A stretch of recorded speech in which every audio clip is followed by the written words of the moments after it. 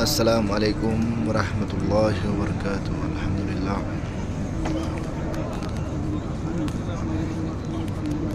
مسجد ஹரம்ல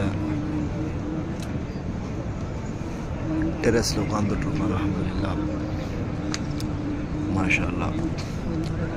இது 3 கும்பத், நான் 3 மாஷா அல்லாஹ். அருமையான காட்சி இது. அல்ஹம்துலில்லா, மக்கள் எல்லாம் வந்து ஹரமில்